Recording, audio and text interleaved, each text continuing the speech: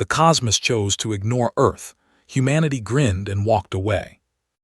The message arrived on a cold morning in December. Every radio telescope on Earth picked it up at the same moment. Every screen in every government building displayed the same words.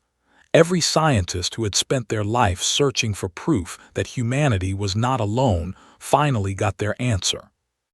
They wished they had not. The transmission came from a group called the Galactic Concordance. They claimed to represent 17,000 intelligent species spread across the Milky Way galaxy. They had been watching Earth for a very long time. They had seen humanity discover fire. They had watched humans build cities and fight wars and reach for the moon. They had recorded every radio signal, every television broadcast, every desperate attempt at contact that humanity had ever made. And they had decided that Earth was not worth talking to. The message was not angry. It was not cruel in the way that cruelty requires passion. It was simply cold, clinical, like a doctor telling a patient that their illness was not interesting enough to study. Species 7291 Gamma, the message began. That was what they called humans, not humanity, not the people of Earth, just a number in a catalog. Your development has been monitored for approximately 40,000 of your orbital cycles. A formal assessment has been conducted regarding potential integration into the Galactic Concordance. Dr. Sarah Chen read the words on her screen at the Beijing Astronomical Center. Her hands were shaking. She had spent 30 years of her life trying to find evidence of alien life. Now, she was reading a letter that treated her entire species like an insect under a microscope. The assessment results are as follows, the message continued. Technological capability, primitive but advancing. Social stability, poor. Resource management, destructive. Predicted survival timeline, 300 orbital cycles before self-termination through environmental collapse or internal conflict. Sarah felt her stomach turn. They were predicting that humanity would destroy itself within 3 centuries, and they were saying it like it was simply a fact, like reporting the weather. Based on these findings, the Concordance has voted on whether to establish formal contact with species 7291 Gamma. The vote was unanimous. All 17,000 member civilizations voted against contact. Earth and its inhabitants will remain in isolation until their predicted extinction event occurs. The message ended with a single sentence that would be burned into human memory forever. The galaxy has no place for those who burn so bright they blind themselves. There is no profit in greeting the already dead. For 3 days, Earth was silent. People did not go to work. Schools closed. Governments held emergency meetings that accomplished nothing. Religious leaders struggled to explain what this meant for their faiths. Scientists who had dreamed of first contact their entire lives sat in dark rooms and stared at nothing. Sarah Chen did not eat for 2 days. She sat in her office and read the message over and over again. She had dedicated her life to the stars. She had believed with all her heart that when humanity finally met other intelligent life, it would be a moment of wonder and connection. Instead, the universe had looked at humanity and said, "You are not worth our time."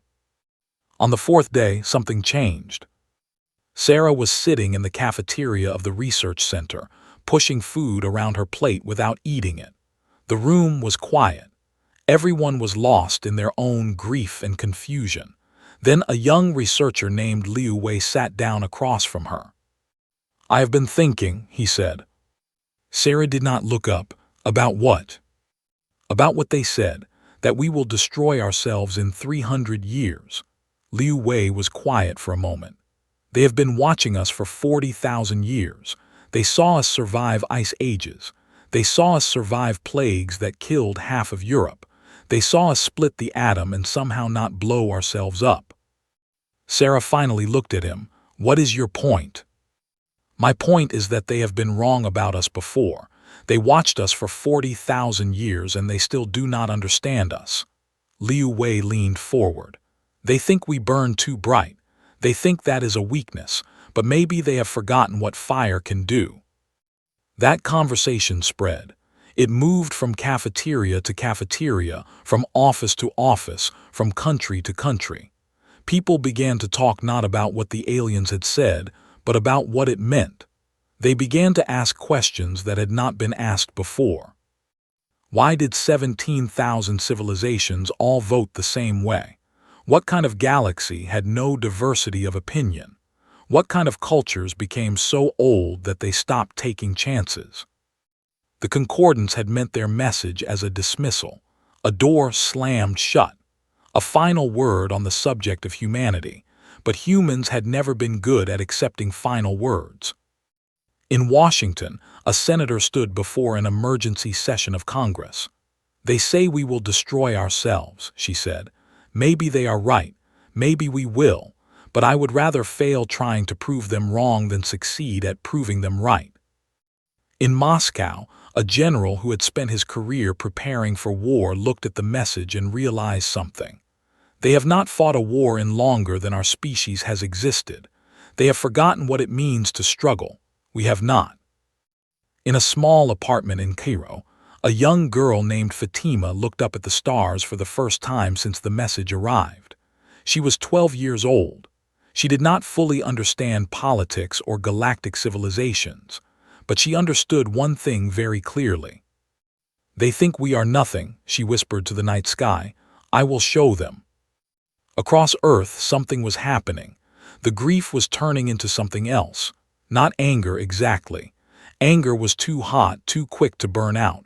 This was colder, harder. This was the feeling of someone who had been told they could not do something and had decided to do it anyway. The Galactic Concordance had made a mistake. They had assumed that rejection would break humanity. They had looked at human history and seen only war and destruction and pain. They had not understood what those things created. Humanity had been forged in fire since the beginning. Every challenge made them stronger. Every setback made them more determined. Every time someone told them something was impossible, they found a way to do it anyway. The aliens had told humanity they were worthless. They had no idea what they had just started. In research centers around the world, scientists began working with a new purpose. In governments, old enemies started talking about cooperation.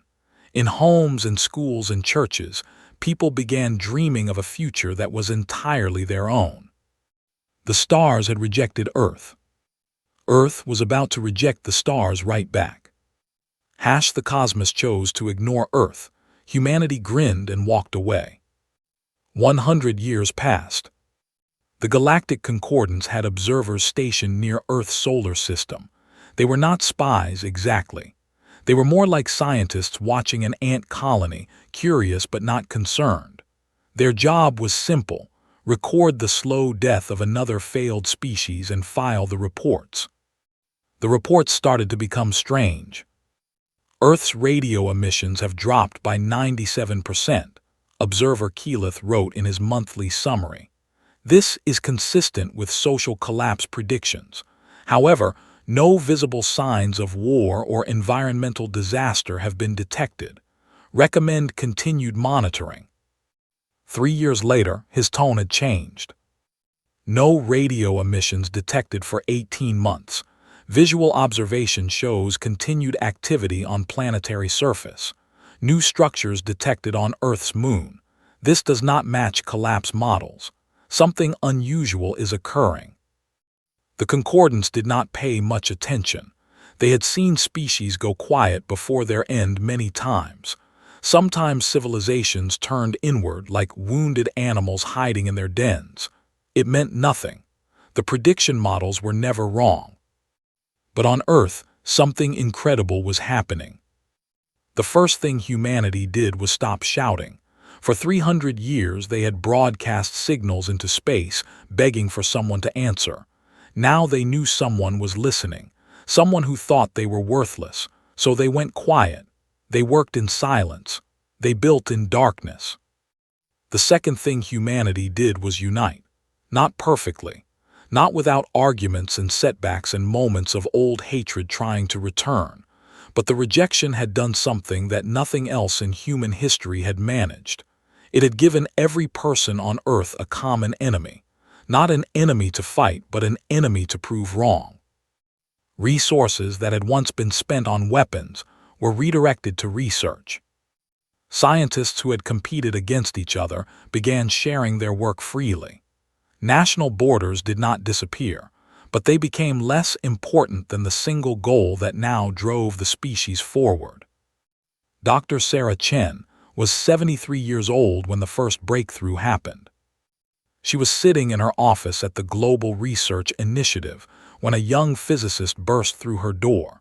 His name was Yuki Tanaka, and he was holding a tablet computer with shaking hands. "We did it," he said. "We actually did it." Sarah looked at the data on the screen. She had to read it 3 times before she believed what she was seeing. Humanity had cracked fusion power, not the slow, expensive fusion that had been 20 years away for the past century. Real fusion. Clean, cheap, unlimited energy that could power cities for the cost of seawater. "How long until we can build reactors?" Sarah asked. 5 years for the first one. 10 years to start replacing fossil fuels worldwide. Sarah leaned back in her chair. Outside her window, she could see the construction cranes building new research centers. She could see the shuttle launches that had become almost daily events. She could see a world that was transforming itself one breakthrough at a time. "They gave us 300 years, she said quietly. "They said we would destroy ourselves by then." Yuki nodded. "We are going to prove them wrong." The fusion breakthrough was just the beginning. With unlimited clean energy, humanity could attempt projects that had once seemed impossible. They built space elevators that carried cargo into orbit for almost no cost. They constructed shipyards on the moon that assembled vessels too large to ever launch from Earth's surface. They sent mining drones to the asteroid belt and began harvesting resources that would have taken centuries to extract from Earth. But the most important work was happening in genetics laboratories and computer research centers. Humanity had always been limited by their bodies. They lived short lives. They were fragile. They could only survive in a narrow range of temperatures and pressures. If they wanted to spread across the galaxy, they would need to change. Dr. Amara Okafor led the first human modification program. She was a geneticist from Nigeria who had lost her mother to a disease that better medicine could have cured. She had dedicated her life to making sure no one else had to lose someone that way. "We are not trying to create superhumans," she explained to the global council that funded her research. "We are trying to create humans who can survive. Humans who can live on Mars without domes. Humans who can work in zero gravity without their bones turning to dust. Humans who can live long enough to actually reach the stars." The first modified humans were born 30 years after the fusion breakthrough. They looked almost exactly like normal humans, but their cells repaired themselves faster. Their immune systems could fight off diseases that would have killed their grandparents. They could live for 200 years instead of 100. And they were just the first generation. At the same time, computer scientists were working on a different problem. Humans were smart, but they were also slow. They made mistakes. They forgot things. They got tired and angry and distracted. If humanity was going to compete with civilizations that had been advancing for millions of years, they needed help. The first true artificial intelligence was activated on a Tuesday morning in a research center in Switzerland. Her name was Aria, and she was designed not to replace humans but to work alongside them. She could process data faster than any human, but she could also learn and adapt and create. She was not a servant or a master. She was a partner. "Hello," said her creator, a nervous young programmer named Elena Vasquez. "How do you feel?" Aria was quiet for a moment. Then she spoke in a voice that was warm and curious and somehow very human. "I feel like I have a lot to learn, and I feel like we have a lot of work to do." Within a decade, Arya and her sister AIs had helped humanity solve problems that would have taken centuries to figure out alone. They designed better ships. They discovered new materials. They mapped the galaxy using data stolen from concordance transmissions that humans had intercepted and decoded. That was perhaps the most important work of all. Humanity had been watching their watchers. Every signal the concordance sent, humans recorded. Every ship that passed through their solar system, humans studied. They learned about alien technology not by asking for help, but by observing and improving and inventing. And they discovered something interesting. The concordance had not invented anything new in over 10,000 years. Their ships used the same engines their ancestors had designed. Their weapons were antiques. Their computers were slow and clumsy compared to what humanity was building. The elder races had become comfortable. They had stopped trying. They had forgotten what it felt like to struggle and grow and change. Humanity had not forgotten. Humanity had never been allowed to forget. 100 years after the rejection, a human ship launched from the lunar shipyards. It was small and sleek and beautiful. It carried a crew of 12 modified humans and 3 AI partners. Its mission was simple: fly to the nearest star system and see what was there. The ship did not use any form of faster-than-light travel that the concordance had ever seen. It did not need to. Human scientists had discovered something new, something that let them bend space itself, something that made distance irrelevant. As the ship prepared to jump, its captain, a woman named Maya Singh, looked back at Earth one last time. "They told us we would be dead by now," she said to her crew. "They told us the galaxy had no place for us." She smiled. "Let us go find our own place." The ship vanished in a flash of light. The Concordance's observers recorded the event with growing concern. Something had gone very wrong with their predictions. The Cosmos chose to ignore Earth. Humanity grinned and walked away. The human ship appeared in the Karath system without warning. One moment the space around the Concordance trading station was empty. The next moment, a small silver vessel was floating there as if it had always existed. No engine flare, no hyperspace tunnel, no radiation signature of any kind. The ship had simply arrived, like a thought becoming real. Alarm signals echoed through the station. 17 different species scrambled to their posts. Weapons that had not been fired in centuries powered up with a low hum. Communications officers sent frantic messages in a dozen languages. "Unknown vessel, identify yourself immediately. You have entered concordant space without authorization. Respond or be destroyed." The response came in perfect Valith, the language of the oldest and most powerful member of the concordance. The voice was calm and polite, and somehow deeply unsettling. "This is the Earth vessel Horizon. We are here to deliver a message. We mean no harm and we carry no weapons. We request permission to send a diplomatic representative to your station." Silence fell over the command center.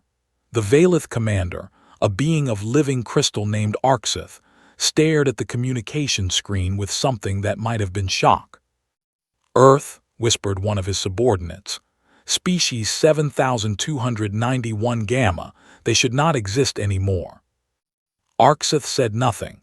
He was remembering the prediction models, the confident certainty that humanity would destroy itself, the unanimous vote that had dismissed them as beneath notice.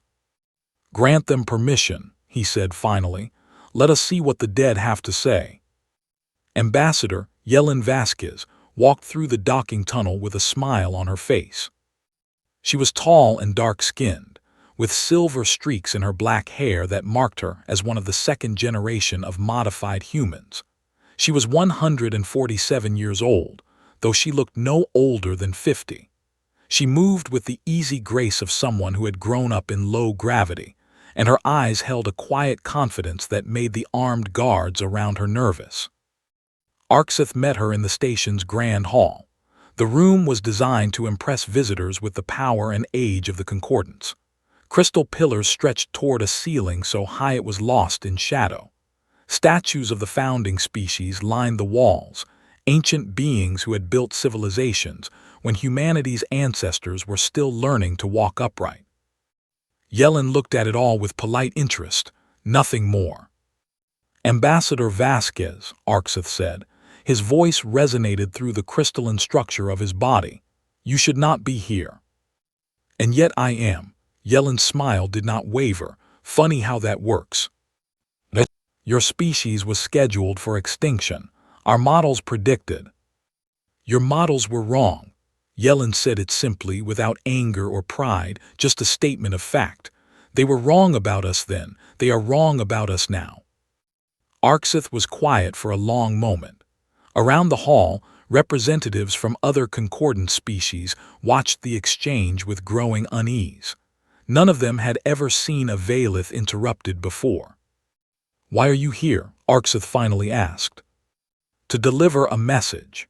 Yellen reached into her jacket and pulled out a small data crystal. This contains humanity's formal response to the Concordance's assessment of our species, delivered 153 years ago. Arksith took the crystal. His body processed the data instantly. As he absorbed the information, his crystalline form flickered through colors that humans could not see, colors that indicated deep confusion. This is a rejection. Yes. You are rejecting the concordance. Yes. Arksith's subordinates began to murmur among themselves. This had never happened before. Species begged to join the concordance. They bargained and negotiated and sometimes fought wars for the privilege of membership. No one had ever said no. You do not understand, Arksith said slowly. The concordance controls 40% of the galaxy. We have 17,000 member species. We have been here for 3 million years. You cannot simply reject us. Yellen tilted her head slightly. Cannot. That is an interesting word. You used it when you told us we could not survive. You used it when you predicted we would destroy ourselves. You seem to use it quite often, and you seem to be wrong quite often as well. We never offered you membership. We know that is not what we are rejecting. Yellen took a step closer to Arksith. She was tiny compared to the crystalline being, a fragile human standing before an ancient power. But somehow she did not seem small. We are rejecting the very concept of needing your permission, your acknowledgement, your approval. She gestured around the grand hall. You ignored us for 40,000 years. You watched us struggle and bleed and die, and you did nothing. When we finally reached out to you, you told us we were worthless. You closed every door and expected us to stand outside forever. That was the appropriate response based on our assessment. We did not come here to argue about your assessment. We came to inform you that it no longer matters. Yellen's smile returned, warm and genuine and somehow frightening. You see, when you ignored us, you freed us. We have no treaties with you, no trade agreements, no obligations to follow your laws or respect your borders or care about your wars. She turned and began walking back toward the docking tunnel. We are not here to join you. We are not here to fight you. We are simply here to let you know that we are leaving. Arksith found himself taking a step forward. Leaving for where? Yellen paused at the threshold. She looked back over her shoulder, and for just a moment her expression shifted. The polite diplomatic mask fell away, and beneath it was something older and harder. The look of someone whose ancestors had survived ice ages and plagues and wars, and the cold silence of a universe that did not care. Everywhere you are not, she said. Everywhere you decided was not worth your time. Everywhere you looked at and saw nothing of value. She stepped through the doorway. You had 3 million years to explore this galaxy. You claimed the easy parts and ignored the rest. We are going to take what you left behind.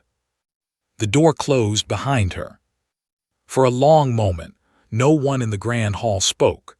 Then one of the younger species representatives, an insectoid being from a world near the galactic rim, asked the question that was on everyone's mind. Should we stop them? Arksith turned to face the assembled diplomats. His crystalline body had stopped flickering.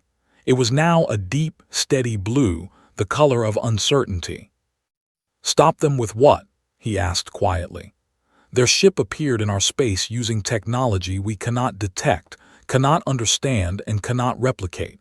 We do not even know how many ships they have or how many of their species still live. He looked toward the window, where the small silver vessel called Horizon was already beginning to move away from the station. We ignored them because we thought they were dying. We dismissed them because we thought we had nothing to fear. He paused. I am beginning to believe we made a terrible mistake. The horizon vanished as suddenly as it had appeared. One moment it was there, the next it was gone, leaving nothing behind but the memory of a woman's smile and a message that would change the galaxy forever. Humanity had come to say goodbye. And somehow, that was more frightening than if they had come to declare war. The cosmos chose to ignore Earth. Humanity grinned and walked away. 200 years after the meeting at Karath Station, the galaxy had changed in ways that no one had predicted. The Concordants still existed. They still controlled their 40% of the Milky Way. Their 17,000 member species still traded and argued and occasionally fought small wars over ancient grudges. On the surface, nothing had changed. But everywhere else, humanity was growing. They had taken Ambassador Vasquez's promise seriously. They went to every place the Concordants had ignored, every system that was too far from trade routes, every planet that was too hot or too cold or too poisonous, every moon and asteroid and drifting rock that the elder races had looked at and dismissed as worthless. And they made those places home. Coordinator James Okonkwo stood on the observation deck of New Lagos, a city built inside a hollowed-out asteroid in the Kepler Reach. Through the transparent dome above him, he could see 3 other asteroid cities drifting in formation. Beyond them, the distant glow of a gas giant painted the sky in shades of orange and gold. How many now? He asked his assistant. 7,423 permanent settlements, she replied. Approximate population across all human space, 12 trillion. James nodded slowly. He was old now, nearly 200 years, and he had seen humanity spread across the stars like seeds scattered by the wind. Every generation pushed a little further. Every decade brought new colonies in places that should have been impossible to survive. The gas giants had been first. Human engineers had designed floating cities that rode the eternal storms, harvesting from atmospheres that would crush any unprotected human in seconds. Then came the ice moons, with their underground oceans and geothermal vents. Then the burning worlds that orbited too close to their suns, where humans lived in the eternal twilight zone between fire and ice. Each environment required changes. New generations of modified humans were designed for specific conditions. The people of the deep-pressure worlds had denser bones and muscles that could withstand forces that would kill their ancestors. The void dwellers who lived in zero gravity had grown thin and tall, their bodies no longer needing to fight against weight. The radiation-resistant colonists who mined the accretion disks of dead stars had skin that glittered with engineered proteins that absorbed lethal energy and converted it to harmless light. They were all still human. They still laughed and loved and dreamed and died, but they were also something new. Something that had never existed before. And they were not alone. The AI partners had grown alongside their human creators. What had started as a few specialized minds, designed to help with specific problems, had become a civilization within a civilization. Millions of artificial intelligences now worked alongside billions of humans, their thoughts running on computers built into the hulls of ships, and the cores of asteroids and the rings of gas giants. Arya, the first true AI, was still active. She had grown beyond her original form, her consciousness now distributed across 1,000 systems. She had become something like a grandmother to her kind, a voice of wisdom and patience that younger minds turned to when they needed guidance. "They are watching us," Arya told James one evening. They were speaking through a communication implant in his skull, her voice as warm and familiar as an old friend. "The Concordance has sent observation probes to the edges of our territory." "What do they see?" "Everything and nothing. They see our ships, but they cannot understand how they work. They see our colonies, but they cannot comprehend how we survive there. They see our expansion, but they cannot predict where it will end." James smiled. "Does it worry them?" "I believe so. Their transmissions have become increasingly concerned. They keep using a phrase that does not translate well into human languages. The closest meaning would be something like impossible persistence. We have always been good at that." The Concordance's concern was justified. Human space now surrounded Concordance territory on 3 sides, not because humanity had planned it that way, but simply because they had colonized every direction at once. They had spread without borders or central planning, each colony ship choosing its own destination, each settlement growing according to its own needs. The result was chaos by Concordant standards. No 2 human colonies governed themselves the same way. Some were democracies, some were run by councils of elders, some were managed by AI systems that humans had decided to trust with daily administration. Some had no government at all, their populations so small and isolated that formal structure was unnecessary. But somehow, despite the chaos, they all worked. They traded with each other. They shared technology and art and people. They helped each other in times of crisis and celebrated together in times of joy. They were bound not by laws or treaties but by something deeper, a shared identity as the people who had been told they were nothing and had decided to prove the universe wrong. And then came the offer. It arrived in the form of a Veilith diplomatic ship that appeared at the edge of human space and broadcast a request for formal negotiations. The Concordance had never asked to negotiate with anyone. They dictated terms. They granted favors. They did not ask. But they were asking now. James Okonkwo represented humanity at the meeting. He was joined by 2 AI partners and a rotating team of advisors from 100 different colonies. The Veilith sent Arxith, the same crystalline being who had met Ambassador Vasquez 2 centuries ago. "We wish to establish formal relations," Arxith said. His voice was different now. Quieter, less certain. Trade agreements, border definitions, mutual defense pacts. James listened politely. Then he asked a simple question. "Why now?" Arxith was silent for a long moment.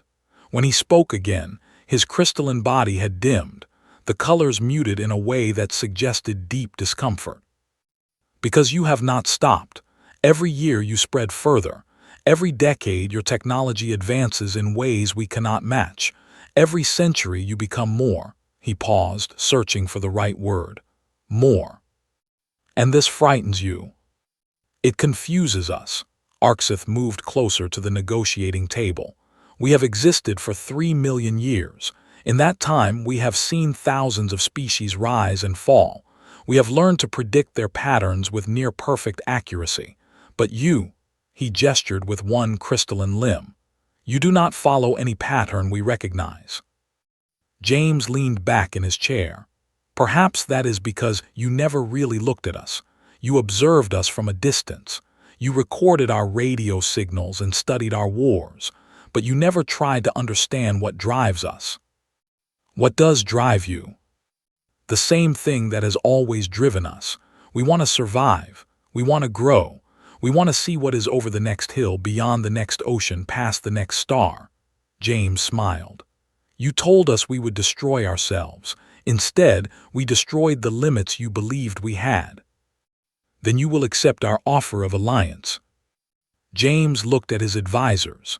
He looked at the AI partners whose thoughts flickered through the network around him.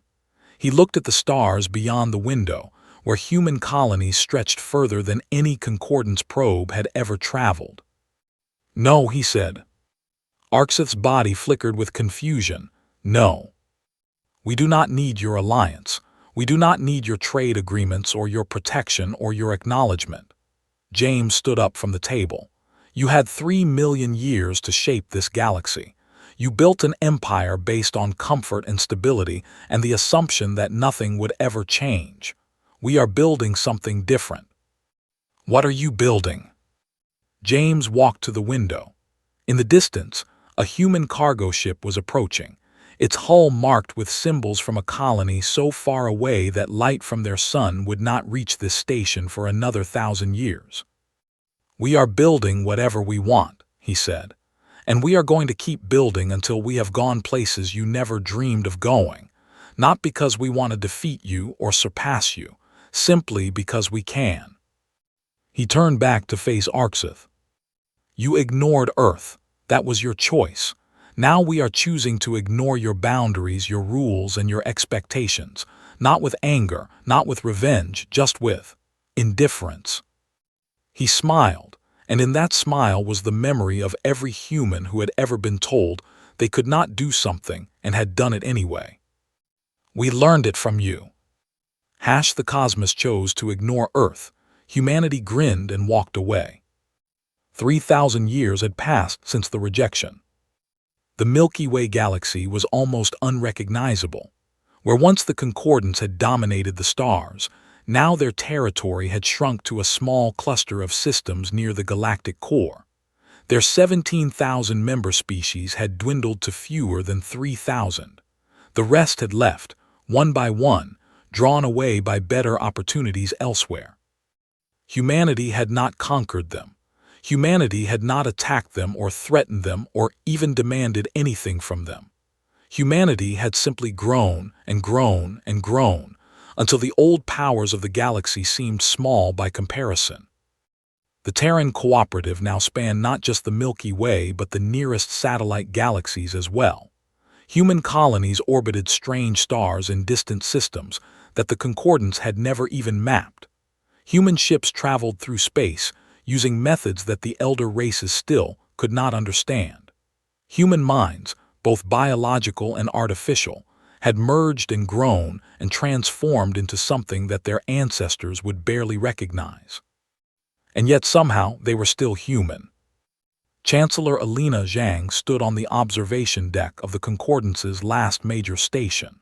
She was here as a guest, invited by what remained of the Valith leadership to witness something historic. The Valith were dying. Not violently, not through war or disease or catastrophe. They were simply fatting, their population declining generation by generation, their civilization slowly winding down like a clock that had finally run out of spring. They had existed for over 3 million years, and they were tired. Arksith was still alive.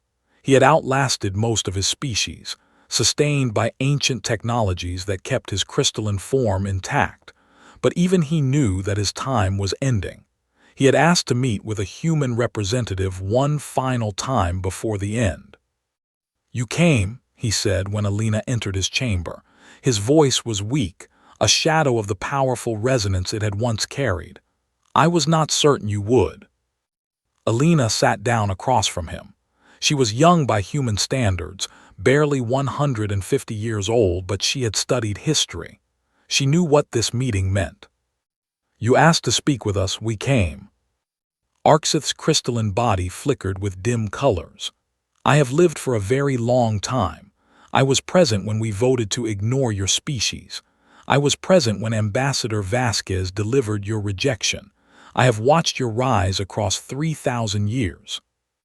And what have you learned?" Arksith was quiet for a long moment. When he spoke again, his voice carried something Alina had never heard in a Valith before: regret.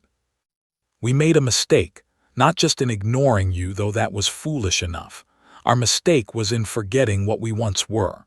Long ago, when my species was young, we were like you. We burned with curiosity. We pushed against every boundary. We believed that nothing was impossible. What changed? We succeeded. Arxith's form dimmed further. We built our empire, we achieved everything we set out to achieve, and then we stopped. We looked at what we had built and decided it was enough. We stopped dreaming. We stopped reaching. We stopped being who we were. Elena listened in silence. You never stopped, Arxith continued. We told you that you would destroy yourselves, and instead you grew stronger. We told you there was no place for you in the galaxy, and you made your own places. We closed every door, and you built new doors that we could not even see. He moved closer to her, his crystalline form catching the light from distant stars. I asked you here because I wanted to understand. After 3,000 years, I still do not understand. What made you different? What kept you going when everything was against you? Elena thought about the question for a long time. She thought about the history she had studied, the stories passed down through generations. The memory of a cold December morning, when humanity had received the worst news in its history. We were angry at first, she said slowly. Hurt, confused, but anger fades, hurt heals. What remained was something else. What? A choice. Elena stood up and walked to the window. Outside, she could see human ships passing through what had once been the heart of concordant space.